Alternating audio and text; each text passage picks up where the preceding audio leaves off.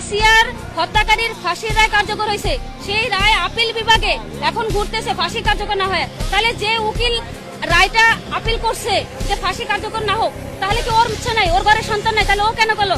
আজকে 1 বছর পর্যন্ত আসিয়া হত্যা মামলার যখন ফাঁসি হয়নি, তখন রামিসা হত্যা হয়েছে। রামিসা হত্যা হত্যা গত 24 ঘন্টার মধ্যে 3টা মেয়ে হত্যা হয়েছে। আজকে সকালে একটা বার্তা হয়েছে, নিউজ দেখলাম আরটিভিতে। কথা হচ্ছে বাংলাদেশ 92% মুসলিমের দেশ, স্বাধীন দেশ, এদেশের সরকার নির্বাচিত সরকার। 12 তারিখে এই দেশে সরকার নির্বাচিত হয়েছে, সুষ্ঠু নির্বাচনের মাধ্যমে এদেশে সরকার হয়েছে। তাহলে সুষ্ঠু আইন প্রয়োগের মাধ্যমে কেন ফাঁসির রায় কার্যকর হবে না?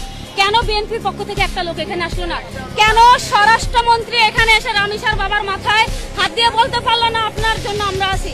কেন আইনমন্ত্রী এসে বলতে পারলো না যে আপনার পক্ষে আমরা এই দেশের আইন সঠিকভাবে দিব?